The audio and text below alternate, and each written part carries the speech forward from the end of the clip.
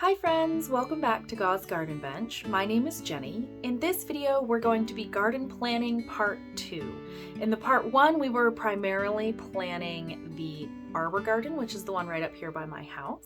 And in this video, we're going to be primarily planning the log garden, which is not by my house or not as close to my house, and it is an in-ground garden. I'm not exactly sure of the exact size. I am actually expanding it this year, so I will go back and measure it, and I'll put that in the little drawing plan that I'm going to do. I'll put that on there. But it is causing me some stress and anxiety this year. So last year is the first year that I put this in. We broke ground on it last year. So in order to do that, I tilled it because it was sod. It was just grass. So we tilled it, we amended it, we put horse manure on it, showed it lots of tender love and care, and it did amazing last year. And my plan was to till it once and then do more of a no-till gardening method after that.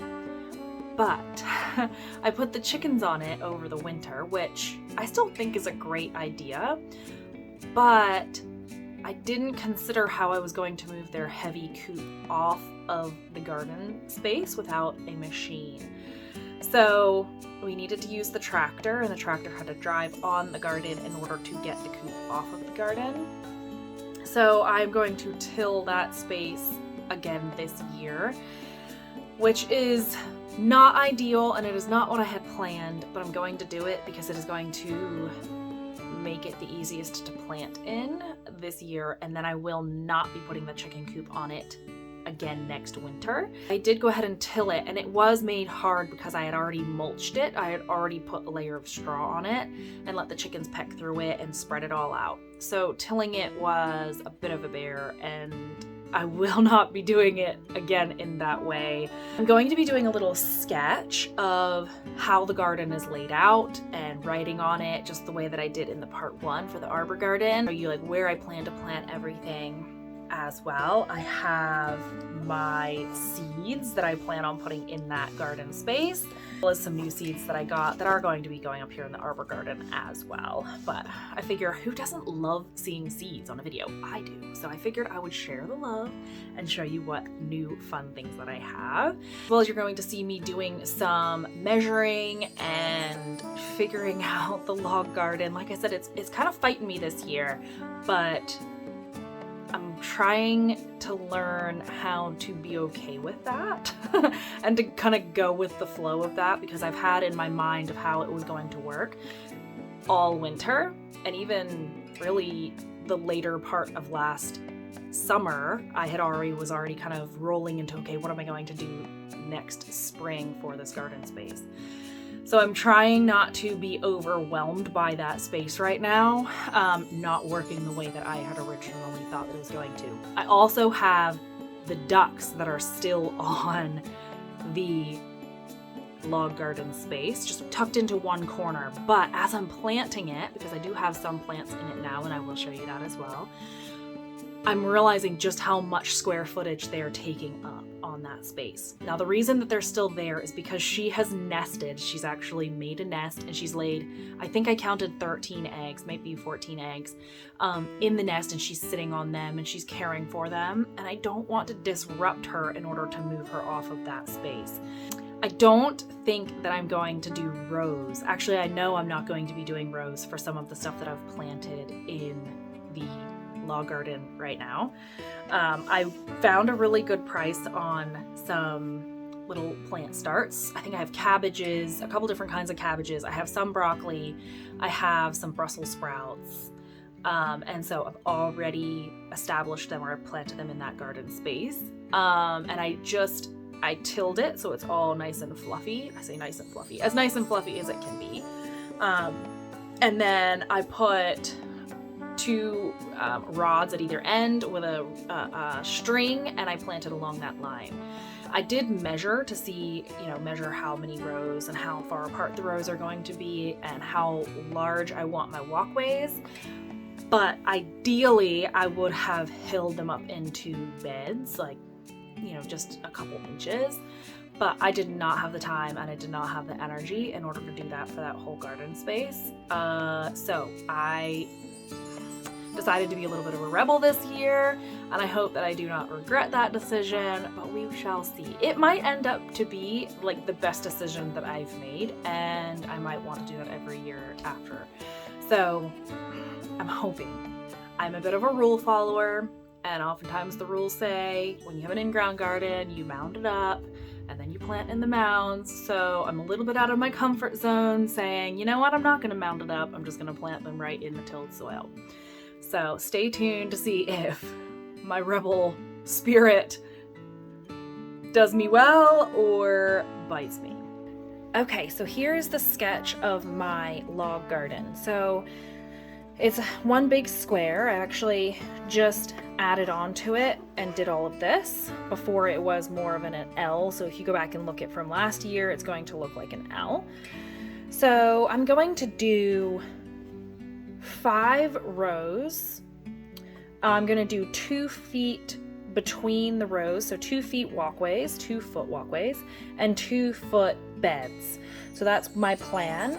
Now at the back, I'm going to do onions. And then I actually did opposite of this. So the cabbages are here, and then the broccoli and the Brussels are there. And then the yellow beans and the green beans are going to go up here in the front. And then I'm going to do red potatoes and sweet potatoes kind of all the way in the front. Now, I know that the sweet potatoes sprawl and go everywhere, so I'm not quite sure how I'm going to contain those, but we shall see how that goes. I might end up doing some of the sweet potatoes over here in the red potato spot as well, just depending on how many red potatoes I actually get. Now, currently the ducks are sitting right here in this back corner, and so I've only planted about 3/4 of these first 3 rows as of right now. But that is the plan for the log garden for this year. Once again, as you can see, it's not too much going on because I am doing it for more production than I am variety this year. But I'm really hoping that we can get lots of delicious food out of here. And as far as the flowers, I do want to plant some flowers, and I'm thinking I'm going to be planting them kind of in the corners somewhere, tucked out of the way, so that we can get some beauty in this space as well. Didn't put it on here because I'm not quite sure where exactly I'm going to be planting them or where they're going to work and fit in. I'm actually feeling like this isn't enough space, which is amazing because this is actually quite a large space, and I'm going to put on the screen the measurement of this whole garden so that you guys can see it. But with what I have going into this garden, it doesn't feel like enough space. The log garden is going to be greatly production this year. So I want to plant some flowers back there, but not very many, just some to feed my soul and make it a beautiful, colorful space, not maybe just green. But that space this year is mostly going to be for production. So I want enough of all of those things in order to be able to preserve or to store it. And so I'm still learning how much I need to plant in order to eat fresh for my family, as well as to be able to preserve it in multiple ways. So I'm going to put lots in that garden. I hope I'm not swimming in more green beans and yellow beans than I can handle by harvest time, but you know what? That's okay too, because then I'll be able to give them away and gift them, and that makes my heart happy as well. So let's just jump right into the wonderfulness in this little box right beside me. Bean seed varieties that I got for the log garden are a bush variety, and I got the Provider green bean from Johnny's Seeds, and I got quite a few of them because, like I said, I do plan on planting quite a few back there, and I do plan on succession sowing. So I'll do, one half of the row about 2 to 3 weeks before I'll start the next half of the row. So the next one is once again a bush bean. I think I mentioned that one was a bush bean as well, and it's called Goldilocks. So these are going to be a yellow bean. The next thing are these. These are actually going to go up here in the arbor garden, but once again, they're new seeds, and who doesn't love seeing new seeds? So I'm going to show them to you anyway. I got some salt and pepper cucumbers, so they're the white cucumbers from Johnny Seeds. They were on sale, so I thought, why not? The next one are the two pea seed varieties. that I'm going to try. They are Super Sugar Snap and Sugar Snap. Now, once again, I got lots of them because if you've watched the part 1 to this video, you will have heard and seen that I have not seemed to be able to figure out peas. So I got lots so that I could learn from it and have a lot to learn from. And I'm really hoping that I can plant enough of them to once again get that harvest that I'm looking for. Now on to the beautiful things that mostly only provide gorgeousness and happiness to the soul. So I went to the dollar store because they have really good seeds there. I was very pleased with the seeds that I got last year. They all did really well. Plants were healthy, the seeds looked great germination. So the first one that I got were more Cosmos in, it looks like red and orange, although it does just say bright lights mixed colors, so who knows what I could actually get out of this, but I thought that it was beautiful. So I got a couple of those. I actually got 4 packages of those because a girl loves some Cosmos. I did get some more straw flowers or Helichrysum. I hope I'm pronouncing that right. I don't think I pronounced it right in the last one either. I just love these flowers. I think that they're just so beautiful. So I got 2 packages of those. And then I got some French Dwarf double mixed colors marigolds. And I normally grow the really tall marigolds, you know, the ones that get like a couple feet high.